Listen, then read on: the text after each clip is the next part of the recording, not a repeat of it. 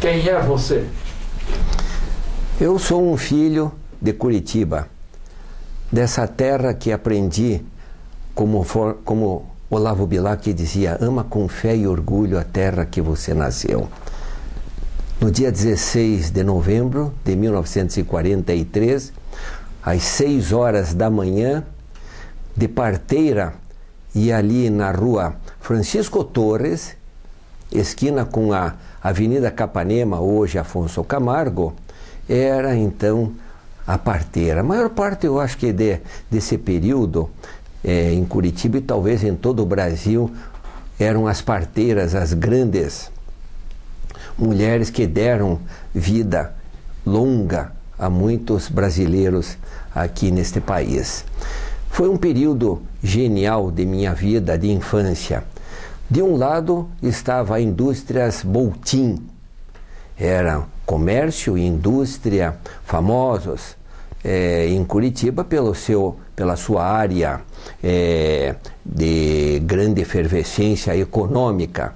E do outro lado, ali pela Francisco Torres, tinham os pobres, tinham as pessoas. E no dia de aniversário e dia de festa, todo mundo ia para um local chamado Cobra Fit, que hoje é a rodoferroviária, e todos iam, não eram a ideia de ter pobre, rico, era preto, branco, tinha até um mestiço de índio, mas todos iam jogar bola. Nos aniversários, lá estavam os botim, lá estavam também os funcionários, os empregados, e não havia uma coisa que hoje nós vemos, racismo.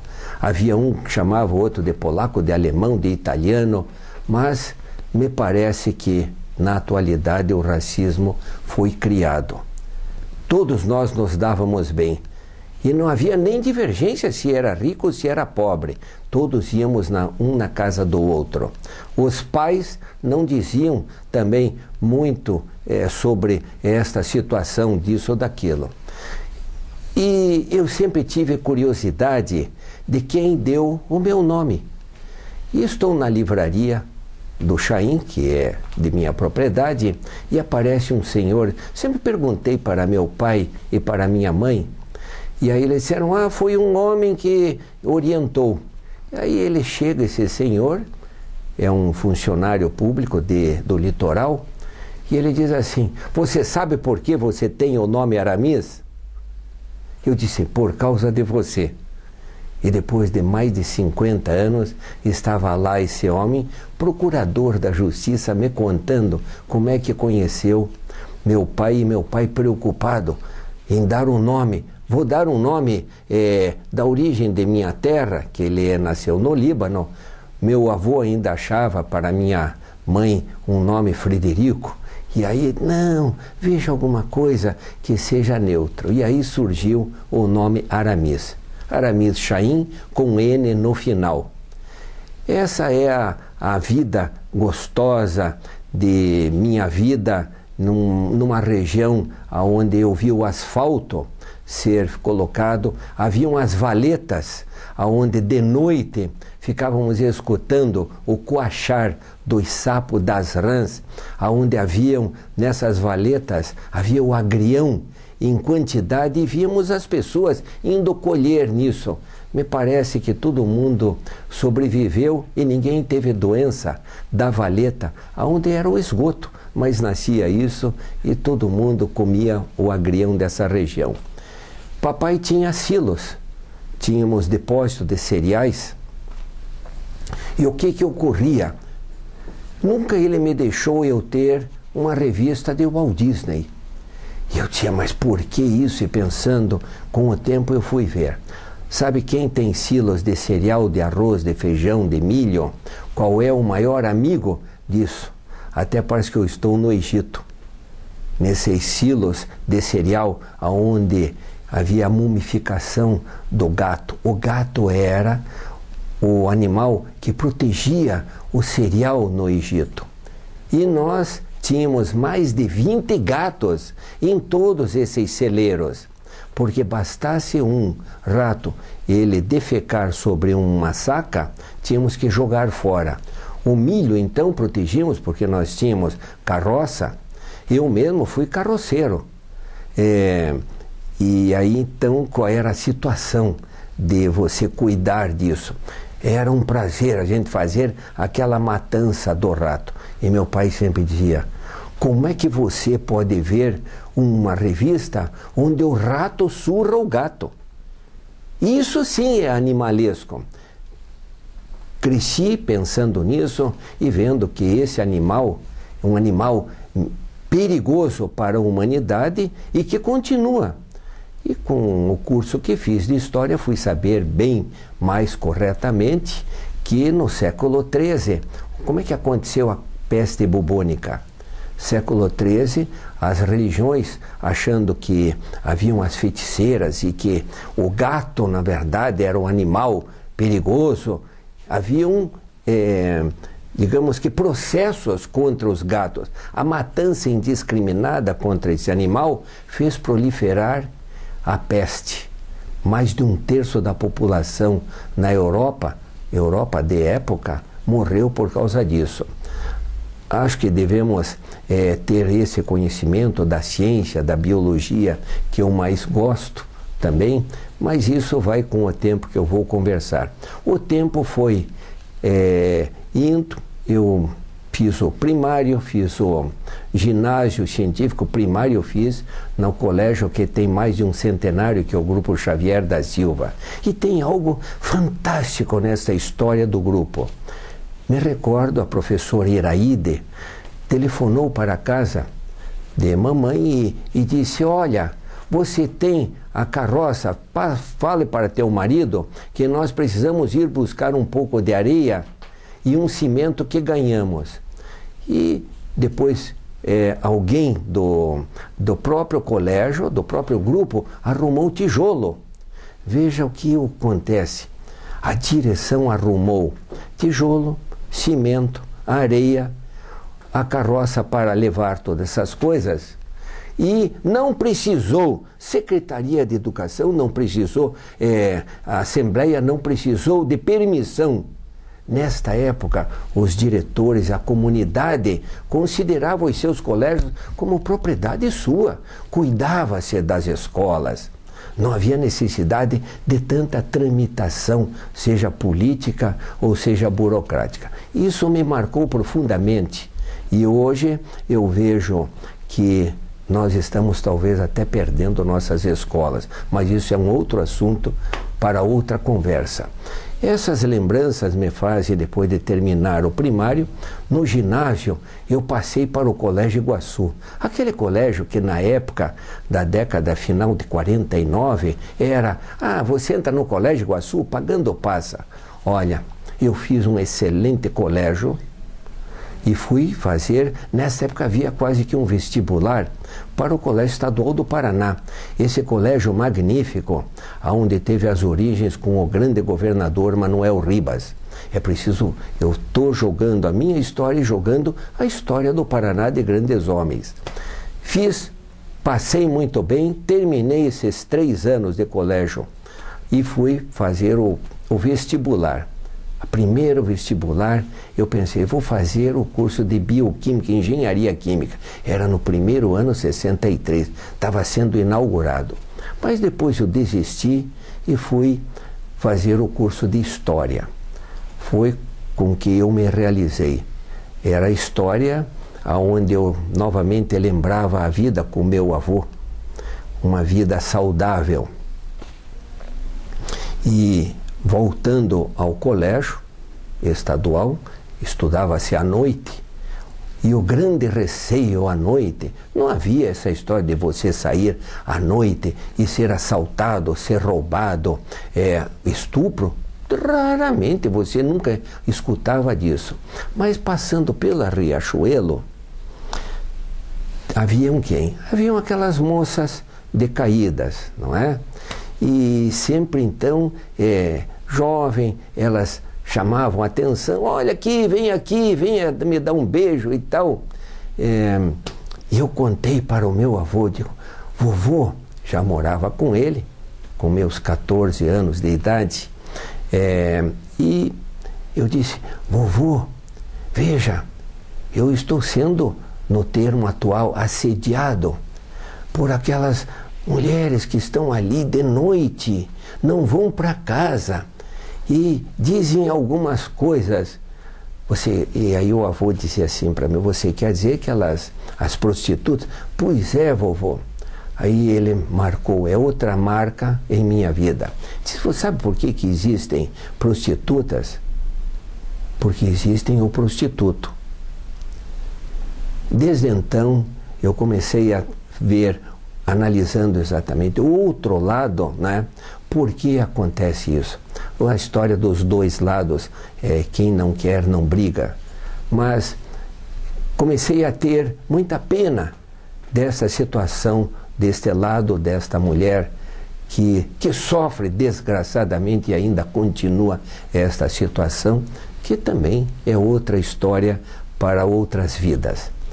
E essas marcas são muito interessantes. Afinal, a vida com meu avô me fez eu aprender um pouco de agricultura, de cuidar de aves, que quando ele faleceu tinha o restaurante Marcaça perto na Silva Jardim, e aí nós criávamos galinha, pegávamos os pintinhos pequenos, criávamos e íamos vender exatamente. E tinha então o quê? Tinha ovos. Nunca tivemos dificuldade dessas alimentações. Evidente que teve-se áreas, épocas também, em que você passou. Eu posso dizer que eu passei privação, mas nunca passei fome. As privações eram provas da valentia, de você ganhar a vida, de você continuar. E vergonhosamente eu tinha uma comunidade ali naquela região onde tinha um depósito até do Matarazzo, comprávamos de diversas regiões, mas então tinha a italianada por ali, né? Que vendiam os contim, os mazolas, enfim, toda esta gente, eles estavam de olho na gente, porque já estávamos em 3 irmãos na casa do meu avô, falecido, mas, vamos dizer, como é que se comportam isso? Mamãe era desta mesma casa, e aí tínhamos que tomar cuidado, pedir comida para o vizinho, pedir alguma coisa, isso era uma vergonha desgraçada.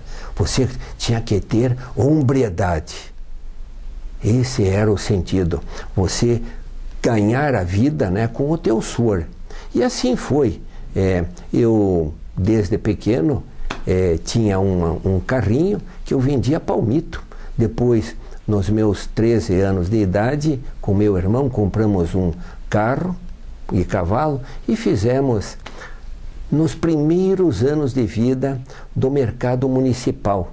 57, 58, e lá estávamos nós às 6 horas da manhã fazendo o carreto, orientado pelos carroceiros. Primeiro você faz o carreto e depois você come, mas você dá antes para o animal a comida.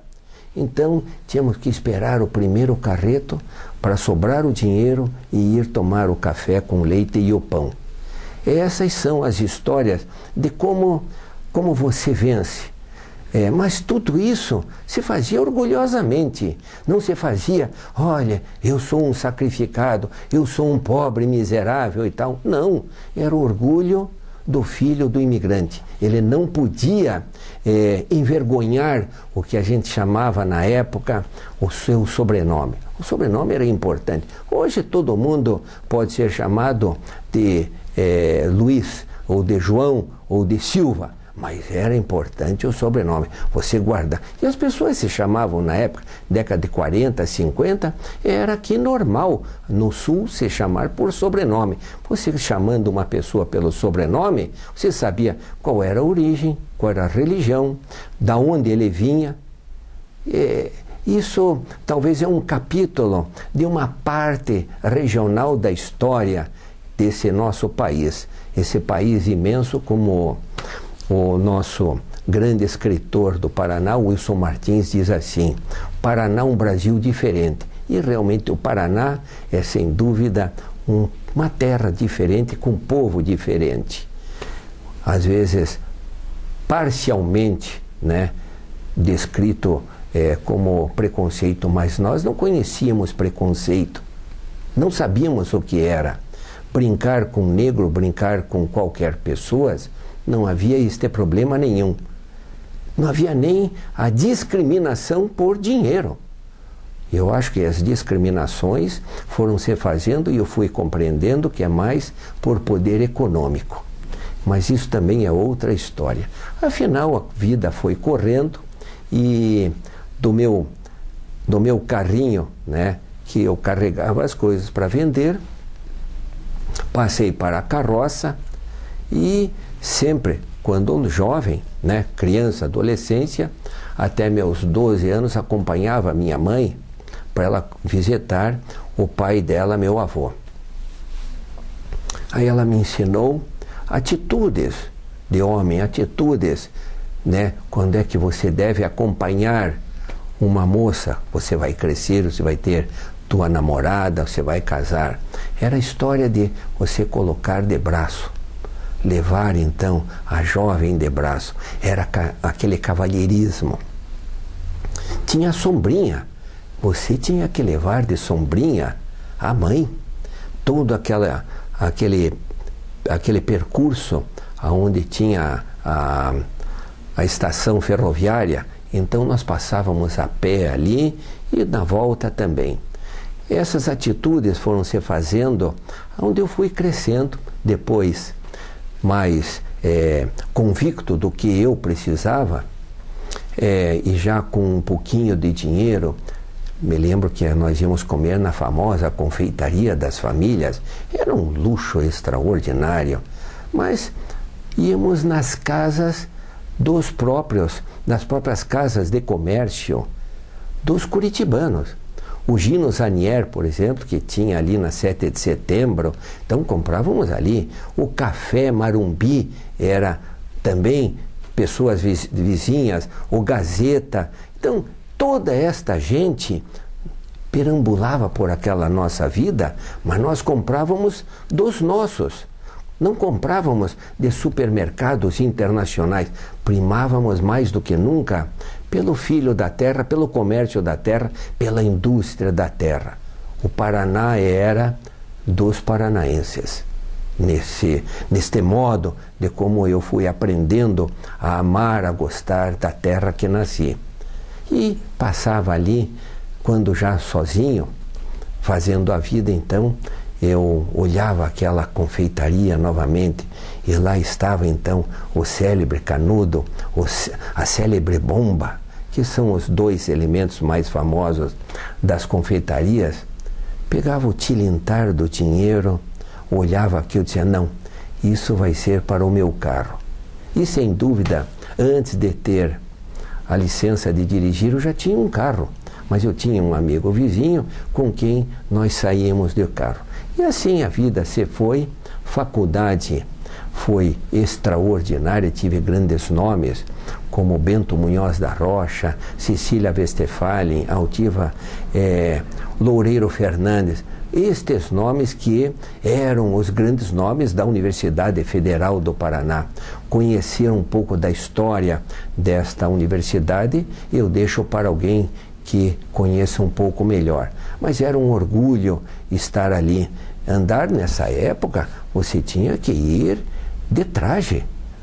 Eu me lembro que eu fiz 4 anos de paletó e terno marrom.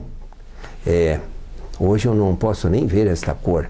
Mas de qualquer modo, havia um sentido de você primar pelas coisas nossas, de ter grandes nomes. E veja, eu agora até me lembrei de uma coisa interessante. O meu pediatra, que era Antônio Bittencourt de Paula, eu procurei, era o meu pediatra, com quem depois eu fui crescendo e eles foram me cuidando. Eu soube que ele já havia falecido, mas a esposa dele estava viva. Qual foi a minha alegria em procurá-la e levar algumas coisas pela saudade, pelo débito que eu tinha com a minha vida, com que este homem cuidou de mim. Meu primário foi extraordinário neste grupo. E ainda hoje, aquela diretora chamada Leonie, ela passa de vez em quando ali na frente da livraria e eu corro para abraçá-la. Sempre com a mão com alguma coisa estendida para eles. Esse reconhecimento, né, de você ver, de você estar com essas pessoas que te deram a vida, que te deram a educação, que te mostraram bons caminhos. Eu ainda hoje levanto sempre pela manhã e faço este gesto. Bom dia, vovô. Bom dia, meus antepassados, que estão aqui biologicamente, geneticamente. Este é exatamente a minha igreja, com a qual eu me confesso, com o qual estão me cuidando. Mas isso são coisas assim fantásticas. Fiz também o CPUR, 6 meses, 8 meses depois, eu resolvi ir para um corpo de tropa, que depois eu saí, porque eu queria ir para o canal de Suez. Mas daí estourou lá a guerra, 67, e não pude ir. Mas foi um período muito bom. Eu de levantar cedo, já eu tinha esse sentimento, e era o período em que você ia para o corpo de tropa, ali na Praça Oswaldo Cruz, e interessante, os banhos diariamente eram de água fria. Eu fiquei impressionado quando eu soube que hoje os soldados tomam banho de água quente. Isso aí, até os bons médicos, né, dermatologistas dizem que é a melhor vida, e eu mesmo sem saber, mas sempre tomava banho de água fria, que faz muito bem à saúde. Mas essas coisas que eu estou dizendo a vocês, essas mudanças que estão se acontecendo, às vezes eu fico meio impressionado, né, das modificações ideológicas, políticas, e sinto saudade de como a população brasileira antes amava o Brasil, amava patrioticamente o nacionalismo, este amor que os imigrantes tinham, adoravam esse país. E eu nasci no período da Segunda Guerra Mundial. O meu avô, com quem eu tive o maior prazer, né, de todos os netos dele, foi com quem eu mais convivi, foi eu com ele. Então ele me contava histórias do período da neve, falava em alemão algumas palavras, não é, para eu aprender. Mas era aquela comunidade, né, europeia ali da Europa Central, com quem eu fui aprendendo e ter esse sentido pátrio, porque este europeu veio para cá, ele veio para ficar, ele veio para engrandecer, e as políticas que foi se fazendo desde o começo do século XX, de trazer toda essa população para o Brasil, um Brasil que estava vazio. Num período de 30 anos, entraram mais de 3,5 milhões de imigrantes, principalmente da Europa Central. Esta gente, aprendemos diversas comidas, diversas alimentações, né, mas misturada. Agora, nunca faltou em casa um prato fundamental, que era o feijão. O feijão com arroz, um bife, uma salada. Então, esse engrandecer dos produtos nossos aqui é genial de ver. A faculdade, continuando um pouco da história, devo dizer que ao terminar a faculdade, eu já tinha a intenção de ir para Santa Catarina, porque eu conheci uma fábrica de liofilização, ou seja, era de fazer farinha de banana e de outras frutas. Lá vou eu para Corupá, antigamente chamada Hansa Humboldt. E nesse interior de Santa Catarina, estava lá o dono alemão, que queria vender a fábrica. Eu fiquei entusiasmado. Eu pensei que Só existia o Paraná lindo. Mas que majestade que é esse interior de Santa Catarina. Aquela planície misturada mais com planaltos. E sabe que essa região, Santa Catarina, ela é fascinante, como eu já havia comentado, e lá estava eu nesta fábrica. Fiquei praticamente uns 60 dias nela, na segunda vez que eu fui ver, e louco para comprar. Já com as minhas economias, já terminado a faculdade, terminado a minha vida militar, eu estava pronto para pegar algo assim muito importante e que eu conhecia. Por exemplo, banana de tudo que era tipo, e o problema era fazer esse produto. Fiquei tão fascinado que eu disse para o homem: eu vou viajar e o senhor me aguarde. Eu fui para a Europa, levei os produtos todos embalados. A fábrica se chamava Passas Imperial. Ela vendia muito aqui por todo o sul. Era aquela banana seca, que já não vi mais isso. O que aconteceu com essa indústria. Mas dos 8 países europeus que eu lá estive, todos eles gostaram muito. Voltei entusiasmado. Mas aí, historicamente, você vai vendo que tem a United Fruit Company aqui na América Latina, ali na Nicarágua, em República Dominicana, todos eles, e essa indústria americana, ela tinha um monopólio de tudo que se vendia para a Europa e dentro dos Estados Unidos. Mas eu achei que poderia fazer. Fui à procura do presidente da Caixa Econômica, me lembro que tinha aqui o BADEP, né? E fui à procura de financiamento. Como era em Santa Catarina, não consegui. Aí tinha o BRDE. Pô, lá então pior ainda, os caras disseram: mas você é paranaense, tem que buscar dinheiro lá da tua terra, mas eu vou fazer algum trabalho aqui. Enfim, não deu certo. Eu voltei desesperado, porque o aprendizado é econômico. Eu tive história econômica na universidade, e a ideia é essa: você pode ter a empresa, mas a parte mais importante é o capital de entrada e saída de mercadoria, isso é comércio. É esse capital que hoje falta muitas vezes, e as indústrias quebram. Elas produzem, mas elas não têm local para segurar, vamos dizer. Agora, este ano, você está produzindo um produto e de repente vai estocar, mas você precisa pagar as pessoas e você não tem esse capital extra.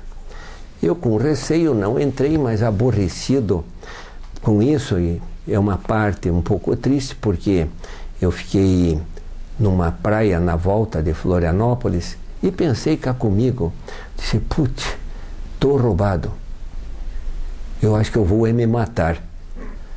E isso eu pensei realmente nessa estada minha de um dia ali. O alemãozinho do hotel me viu eu indo para o litoral e me acompanhou, porque ele sabia da minha história. Me pôs no carro, no FUC que eu tinha, vim para Curitiba e resolvi, depois de uns dias, estava um concurso para o magistério. Eu já tinha o meu diploma, fiz o concurso, passei muito bem e não quis mais saber aqui da capital. Fui para o norte do Paraná. E aí eu vi o que é a pujança da terra. Levantar, quando a gente chega cedo no norte do Paraná, aquele sol batendo na terra, naquela terra vermelha, é algo assim fascinante. Só para quem está acostumado não vê esse valor. Mas eu, pela primeira vez indo para lá, fiquei maravilhado. À noite, não há noite mais linda. Todo mundo fala ali de sua terra, da Grécia, onde as estrelas... Vão conhecer o norte do Paraná e vão ver todas as estrelas do mundo ali à noite. Cada vez mais gostando, né, desta situação desse país de 8,5 milhões de quilômetros quadrados, e quão era necessário pessoas cada vez mais entusiasmarem-se por isso. Foi o meu período de 6 a 8 anos que eu lecionei. Aprendi dentro da universidade fazer mais provas orais. Então eu fazia prova oral com os alunos. Era a oralidade com que a gente conversava. O aluno ficava fascinado. Alguns até com medo, eles tinham problemas urinários. Então quando era para um para perguntar para o outro, vocês podem avaliar aquele receio. Então o banheiro do colégio estava toda hora cheio de gente. Às vezes alguns brigavam porque você queria fazer uma pergunta para o outro, pior possível, para você ganhar a nota. Então essa briguinha que eu fazia era de entusiasmar para compreenderem. Saíamos também para conhecerem pequenas indústrias, pequenos locais ali.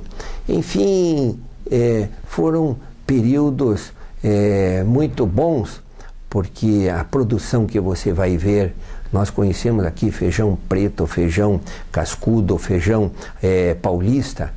Pô, se vocês forem aí em Maringá, vão ver mais de 60 qualidades de feijão. Carne, então, mas ao mesmo tempo, o período sanitário que estava se conhecendo, eu estou falando ali, estou dizendo o início de 60. Foi, enfim, foram períodos que até hoje eu tenho grandes amigos e alunos que hoje se formaram vêm visitar a livraria. A livraria é outro capítulo interessante da minha vida, porque eu fui representante da Enciclopédia Britânica. E quando começou a Enciclopédia Britânica, ter uma enciclopédia em casa, depois do Tesouro da Juventude, era fantástico. Você ia na casa dos amigos e quem não tinha um Tesouro da Juventude? Aquela cor azul que era fundamental. Mas veio depois, nas décadas de 60, uma pequena tradução imitativa do Tesouro da Enciclopédia Britânica chamada Barça. Mas inundou o Brasil. E lá fui eu. Fiz também um pouco de capital e, terminando a universidade, a professora Cecília diz para mim: por que você, Cecília Westphalen, grande professora, nascida na Lapa, uma mulher extraordinária que trouxe para a universidade os cursos de mestrados que estão aí ainda graças a este grande nome. E afinal, né, estamos falando da ideia, né, de eu já conhecer livro, e ela disse: se você vende enciclopédia, largue disso e vá vender livro. Nós vamos ter cursos de especializações e precisamos de livros da Espanha, dos Estados Unidos, de Portugal. E eu fiquei entusiasmado e montei uma livraria chamada A Nova Ordem. Comecei a importar livros de Portugal. E olha que eu estou falando daí depois de escola, não é? Junto, quando eu lecionava, mas a livraria começou a crescer. Aí eu pedi permissão, licença, pedi licença sem vencimento e desisti dos padrões que eu tinha. Ora, desisti de padrão, desisti daquele período onde o professor, ele era, vamos dizer assim, adorado pelos alunos. Era o período, devo dizer a vocês, onde se reunia o professor, o padre, o juiz, e esse trio era extremamente adorado. Havia um sentimento, um consenso de que éramos semideuses. Não sei como é que está e deixo a critério de vocês pensarem como é que está esta situação com os governos que foram se fazendo nesse país. Mas foi a década de 70, o período de exceção no governo de Castelo Branco e depois Costa e Silva, e eu comecei a importar livros. Livros até, vamos dizer, de esquerda. Então tinha Rosa Luxemburgo, Manifesto Comunista, Bakunin, Lenin. E de repente vai a Polícia Federal lá na minha livraria. E sabe que eles foram lá e compraram esses mesmos livros. Só me disseram desta maneira: olha, Chaim, recebemos, na verdade, de que você está vendendo essas coisas. Continue vendendo, mas põe embaixo. Pega o balcão e continue. E assim, na verdade, aconteceu. E eu passei todo este período. Me lembro quem era da Polícia Federal, ali na Rua Ubaldino, que hoje já se mudou, mas era uma diretora da Polícia Federal. Ela foi lá e disse, eu quero saber quais os livros que você tem aqui, porque eu fiz ciências sociais e não encontrei em lugar nenhum. Mostrei para ela, ela comprou. De repente, fui descobrir que meus amigos dentro da universidade haviam estudantes que eram sargentos, eram oficiais e estavam em diversos campos. É lógico que o período militar havia um cuidado, né, todos eles espalhados, para ver se haviam, vamos dizer assim, alguns grupamentos contra o governo. Mas todos eles indo lá me comprar, e mais tarde eu soube desses nomes, não é? Então, como eu digo a vocês, eu fui uma pessoa de muita sorte e de muito trabalho, porque de noite eu já tinha a passagem para pegar o ônibus para São Paulo, buscar as editoras que tinham lá, algumas até importadas. Eu tinha que ver o que havia em Santos também para trazer, e já de noite, carregado com toda aquela, era o que era um ônibus nem sei se existe mais, da Penha, né? Mas antes era o ônibus da Penha. E ali eu falando com o sujeito do ônibus, né? Então havia um excesso de bagagem, e o que ele não me cobravam, eu trazia até dentro do próprio ônibus. Como hoje você pega o aeroporto, você tem 22 ou 20 quilos de bagagem, e o resto que tem os 50 você traz no muque dentro do avião. E assim foi indo. No dia seguinte eu já tinha os livros, e pessoas ficavam impressionadas que o período, né, do correio, que não era aquelas grandes coisas. O correio melhorou depois com o tempo, vamos dizer assim, os anos 80 foi melhorando, e 80 mais ainda, um correio rápido. Mas trazer rapidamente foi se dando um nome à livraria. E afinal, começaram a aparecer outras ideias, e de repente lá estou eu sendo convidado para editar livros, como por exemplo um livro fantástico, que foi um dos primeiros, que é o Atlas Histórico do Paraná, obra fascinante para conhecer desde a introdução há 7.500 anos até o ano de 1960, quando não haviam mais terras para serem ocupadas. Mas eu deixo para vocês pensarem um pouco da literatura. Com isso vieram uma série de livros, e assim eu editei livros, por exemplo, da área da veterinária, bovinocultura leiteira. Foi um dos grandes livros que o professor Ociron, então reitor da universidade, me leva, o professor da universidade não tinha condições de editar, nós editamos, vendemos muito bem, mais de 2.000 exemplares, e assim eu comecei a me interessar por edições paranaenses, contos paranaenses, literatura paranaense e até literatura clássica. Como professor de história, eu sempre duvidei muito dessa história também da Segunda Guerra Mundial, que até hoje a gente não sabe o que aconteceu com esses navios do litoral, e ainda perdura muitas vezes essas dúvidas, quem afundou eles. Então se conta muita história, como aqui, não é? Por exemplo, eu acho, na minha opinião, que o Nordeste foi invadido pelos americanos quando montaram a sua base aérea ali, e depois o Congresso liberou aquele local para eles. Mas quer queira, quer não, tem muitos episódios da Segunda Guerra, e eu encontrei um cidadão que esteve até na Segunda Guerra Mundial, e ele me mostrou exatamente alguns originais, e passamos a editar esses livros, mas daí sobre o ponto de vista alemão, sobre o ponto de vista sobre o que eram os aliados e o que era a Alemanha na época. Editei, os livros são muito procurados, porque ainda é outro ponto de vista, como se você... eu trabalhei muito com os livros, né, do Manifesto Comunista, o Capital de Marx, então, eu me lembro quando vinham de 100, 200 volumes.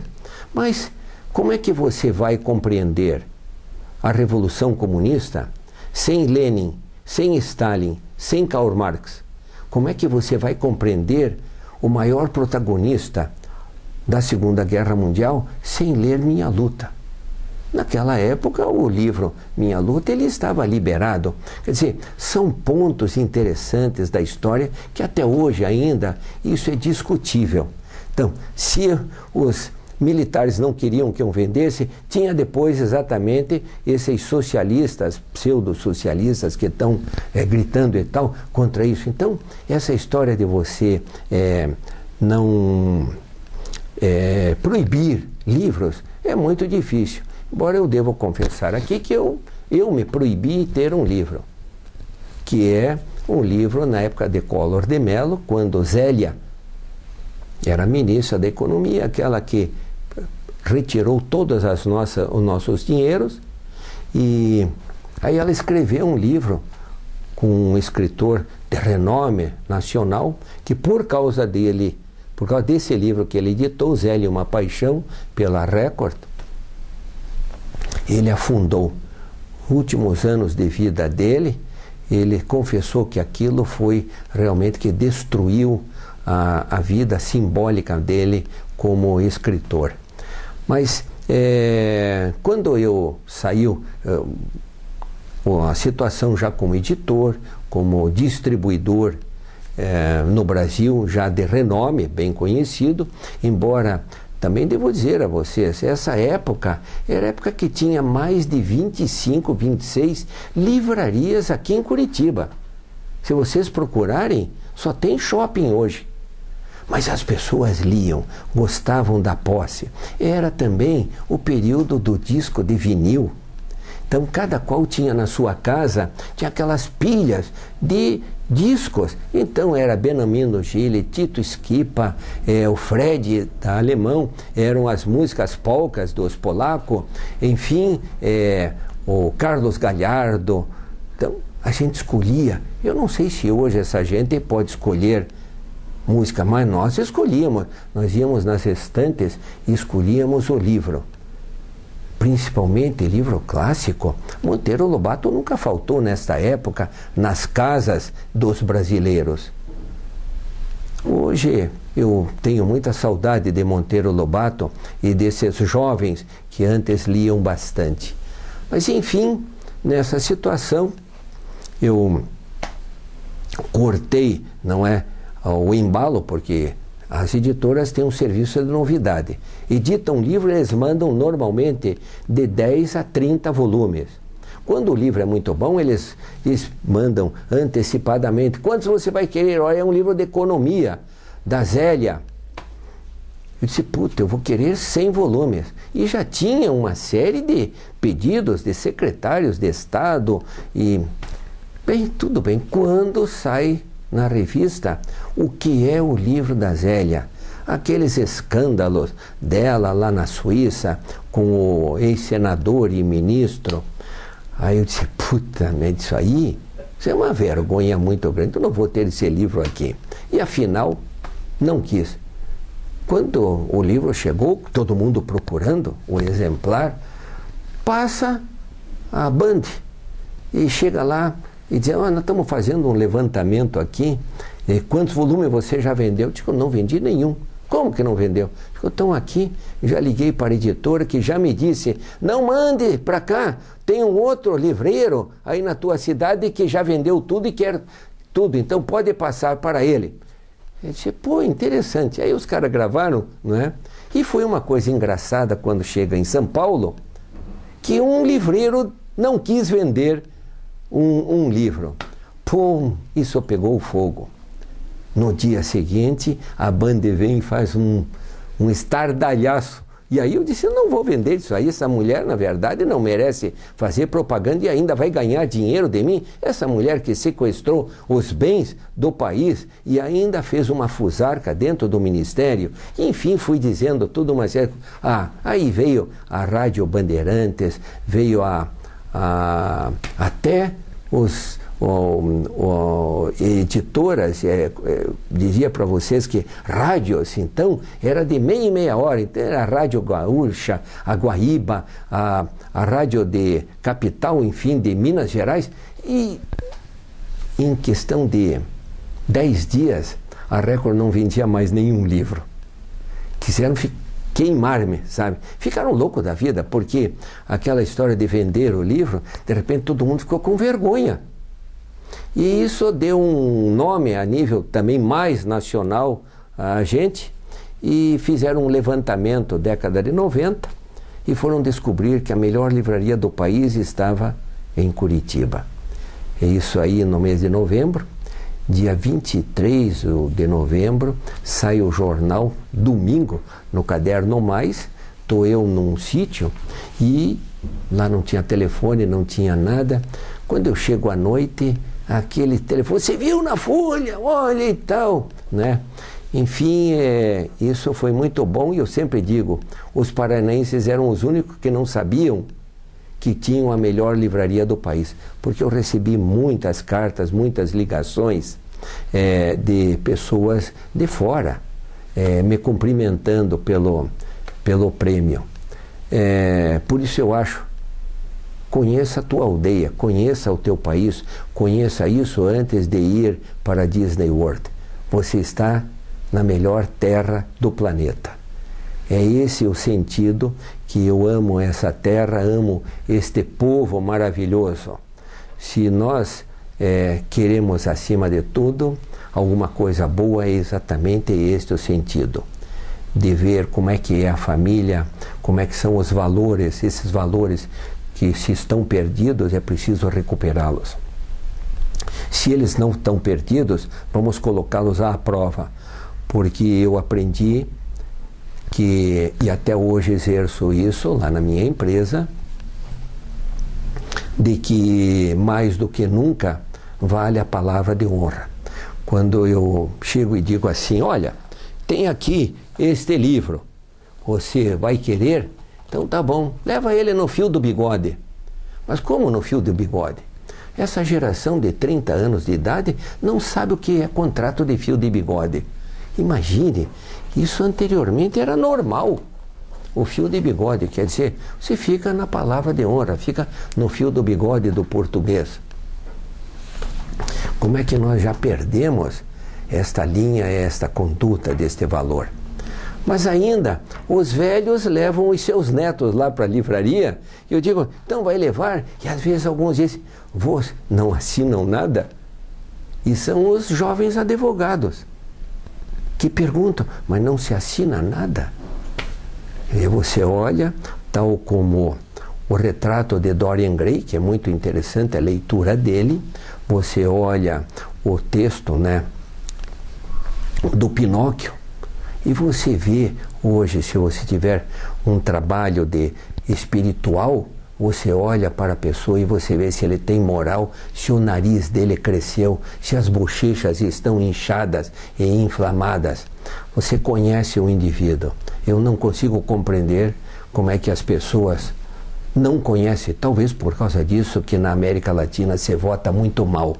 É preciso mais do que nunca conhecer esse indivíduo, ver anteriormente. Eu me lembro dos meus aniversários. Dizia-se assim, olha, você tem toda aquela gente, você vem para cá, mas tem um cidadão que você não deve trazer. Hoje me parece que esses aniversários baseados na honra, nos valores, na ética, você pode convidar talvez aqui 1, 2, 3 e não convidar como a comunidade antes, que mais se unia. Né? Onde é que estão as nossas sociedades regionais, étnicas? Acho que tudo isso fica a critério de outras conversações com outros indivíduos do Paraná que venham fazer aqui a sua iniciação histórica. Mas isso me faz lembrar muito bem dessa história quando eu estava também no CPUR e de manhã cedo fomos colocados para assistir à expulsão de um ladrão. Olha, isso também é outra história que me marcou profundamente. Então, perfilados estávamos e o indivíduo lá na frente, olha, e o sujeito cortando os botões, cortando a farda do indivíduo. Aquilo foi uma coisa assim impressionante. E lá fora, no portão ali da Visconde de Guarapuava, estava o camburão já em seguida para levá-lo. Essas coisas são boas, isso marcam bastante a vida da gente. Mas é muito importante que a palavra que vinha muito em casa era Arbeit, Arbeit, Arbeit, Arbeit, que quer dizer trabalho. Nunca esmorecemos, e está aí a história de alguém que ama mais do que nunca essa terra que deu de comer para meus antepassados. Eu estou realmente gratificado também com a colonização portuguesa, que nos legou 8,5 milhões de quilômetros quadrados do melhor território do planeta. Eu falo um pouco disso porque, como professor de história, eu não posso esquecer desses capítulos. E tenho certeza que o que saiu de minério de Minas Gerais, daí assim chamado as Minas Gerais, da época de Tiradentes, a colônia, não é? Foi tirado menos ouro no período da colônia, como colônia portuguesa, do que lhe foi roubado. E aonde que está o ouro de Serra Pelada? Aonde está indo as grandes minas que são o nióbio. O Brasil é detentor de 98% do minério. Quem são esses governos que estão entregando tudo isso aqui do Brasil? Isso aí vem um pouco com a história, um pouco com o sentimento que a gente tem ainda de amar isso aí e ver essa deslavagem, essa descompostura. Porque antes tinha que se ter honra. Será que a pessoa entra hoje na universidade e quer luz de graça, água de graça, universidade, livro de graça, até o ônibus de graça? Era a época de 40, de 50 e de 60, nós não tínhamos nada disso. Nós até, me lembro que a Casa do Estudante, e tinha o restaurante universitário, aqueles que ganhavam a comida, eles tinham que limpar as panelas, tinham que ajudar ali. Acho que isso formou, da minha geração, formou mais do que nunca homens de verdade. E aí eu posso dizer a vocês que Monteiro Lobato, para mim, foi genial. Quando o grande texto dele, eu coloquei junto nas minhas notas fiscais, eu coloquei sempre esse texto. Uma nação se faz com homens e com livros. Eu tenho minha dúvida desses dois, se tem muito disso no Brasil de hoje. A propósito, uma parte muito rica de minha vida foi quando eu fui convidado por um amigo que estava sempre na livraria e foi um dos fundadores até de televisão, chamado William Sade. Ele foi lá na livraria e disse: sabe, Chaim, havia uma coisa muito boa nesse período que nós falamos, era um período que ele se vendia joias, vendia tapete, e ele disse: você não quer fazer uma entrevista comigo sobre livros? E marcamos, daí eu fui domingo e levei lá alguns livros interessantes, coisa para 10, ele disse: olha, 10 minutos, 15 minutos você fala sobre isso. A coisa foi indo, quando nós vimos, ficaram mais de 40 minutos, na primeira vez. E eu fiquei disse, quando é que esse homem vai parar, não é, de fazer as perguntas? Passa mais ou menos 2 semanas, ele diz, escuta, o dono do programa achou interessante, você não podia fazer uma vez por mês? E de uma vez por mês passou a uma toda semana, todo domingo, e lá estava eu falando, levando os jornais, levando os assuntos, levando livros, e de repente acontecia aquela história. Eu e ele entravam numa pancadaria sobre assunto político, que ele me provocava, né? E numa dessas, eu vou dizer isso aqui a vocês, que hoje eu não posso dizer, mas ele sempre me provocava. Olha, Chaim, como é que é essa história de homossexualidade? Você, na verdade, o homossexual é um cara inteligente. E lá saí eu, ainda bem que antes da Constituição brasileira, eu disse, olha, eu acho, na minha opinião, que se o cara que na verdade tem que cuidar do rabo dele, quem não cuida do rabo dele não é responsável por nada. E olha, isso aí, você não queira saber, foi mais ou menos uns 2 meses, não é? Vindo de tudo que é parte do Brasil, a favor e contra, a favor e contra. O programa pegou muito bem, eu recebia ligações ao vivo para fazer as perguntas e as respostas. E éramos nós dois, e não era nada acertado, não. Brigávamos ali no programa, eu e ele, mas havia uma audiência que nem eu sabia o quão grande era. A morte dele, quando ele foi fazer um exame por causa do aparelho urinário e não saiu do hospital. Para mim foi uma perda, e aquilo, não encontrei mais ninguém para substituí-lo e o programa daí desapareceu. Essa é uma parte infeliz, mas isso aí eu também, imagine, né? De segunda a sábado era o meu amor, que era a livraria. Falando em amor, eu casei com 45 anos de idade. E 45 anos de idade, os caras já diziam, este cara, meu irmão já dizia, escuta, os sobrinhos estão aí, você vai deixar tudo para eles, não é? Mas enfim, foi indo e conheci uma moça que veio buscar uns livros ali e achei interessante, porque eu namorei bastante, tive muitas namoradas, mas eu sempre pensei, eu vou fazer um negócio da China no meu casamento. E não é de ver que a moça com quem eu casei, ela era chinesa mesmo.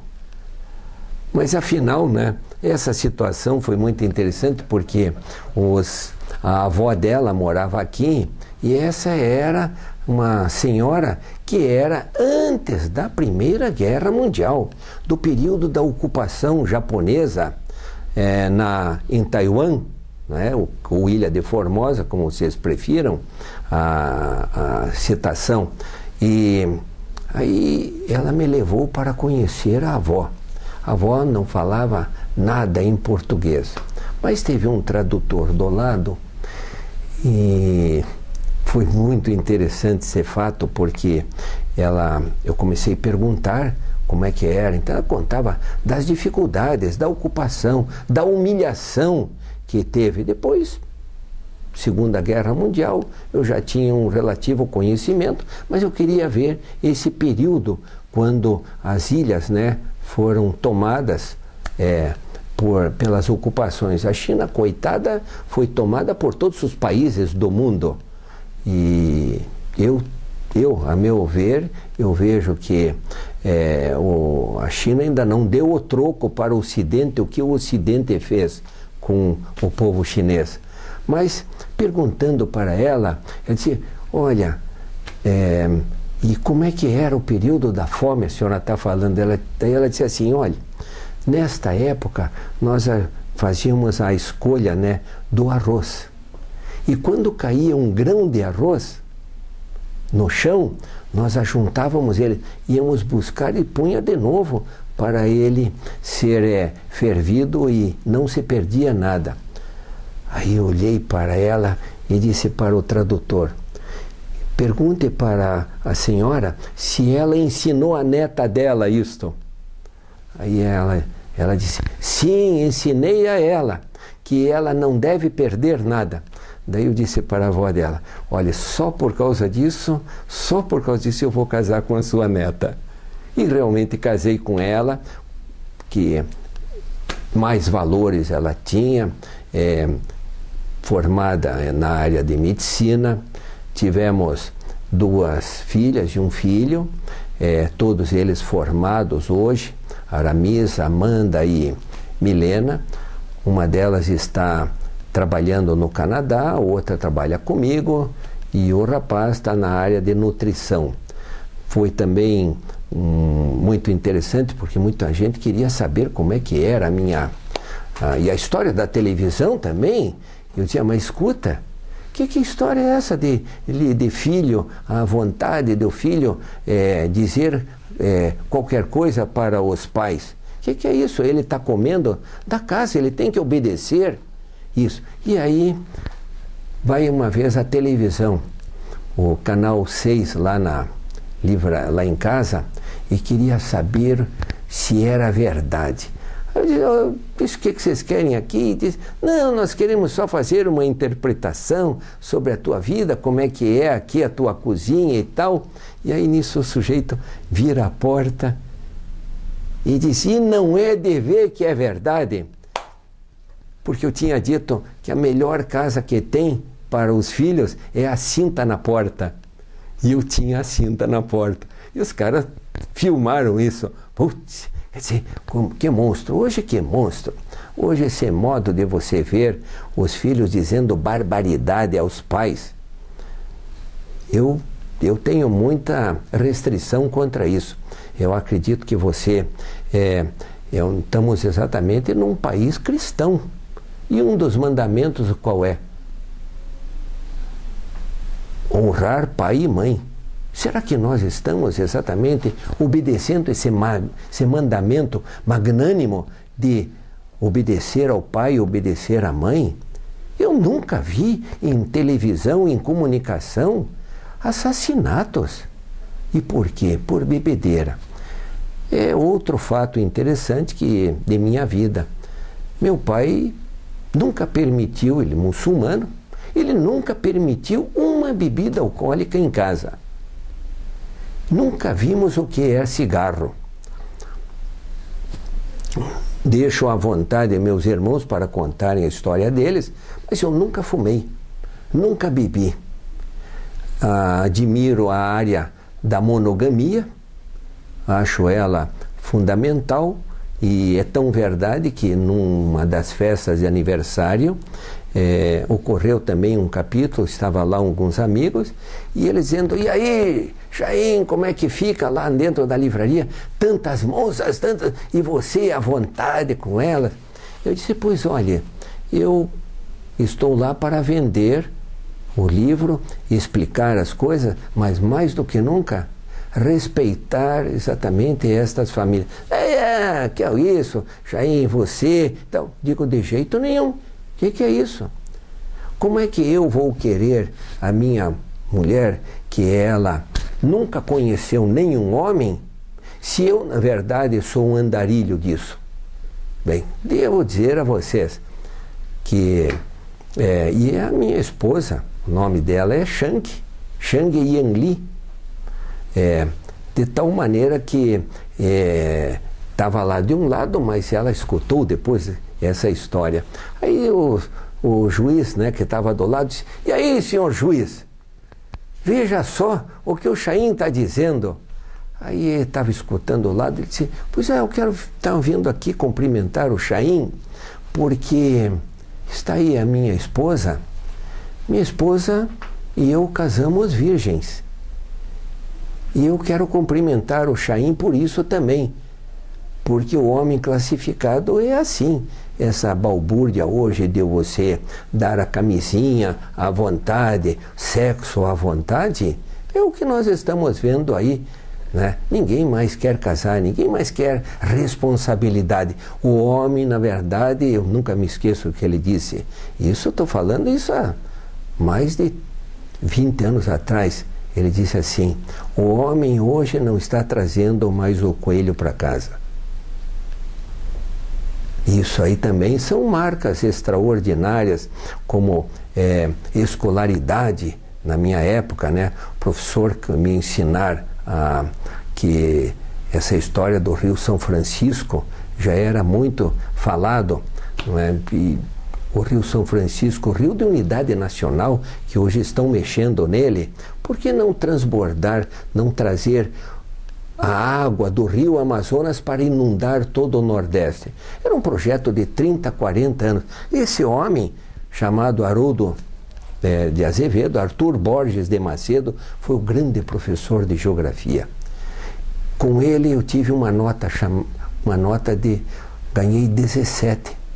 Imagine, 10 e mais 7, porque ele contando da 8ª série, mais ou menos, 7ª série, e era o período ainda do João Goulart, do presidente, e a Hora do Brasil.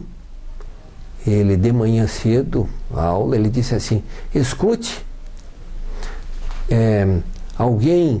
quantas fazendas o presidente da República tem? O presidente João Goulart. Ninguém quieto na sala. Aí eu peguei e disse: 93. Foi o que deu na Hora do Brasil. Ele disse: você escuta a Hora do Brasil? Se nós escutamos em casa assim, ganhamos, eu ganhei, disse assim: então você vai ganhar 10. Depois eu fiz a prova, mais 7 e 17. Eu terminei esse ano ainda com nota a ver que ele não me deu no ano seguinte. Mas havia esse conhecimento fantástico de os professores lutarem, conhecerem, saber. São episódios assim da minha vida. Minhas filhas, né, casaram, todas elas, as duas têm filhas, uma chama-se Julie e a outra chama-se Marina.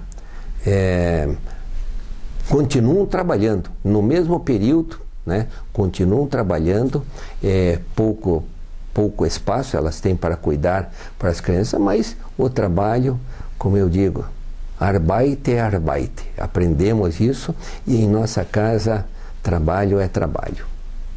Essas são algumas coisas que eu posso dizer de minha vida e de ter, mais do que nunca, a felicidade de ter aqui com vocês uma história boa e peculiar, diferente talvez de algumas, mas acima de tudo para quem gosta e ama a terra brasileira.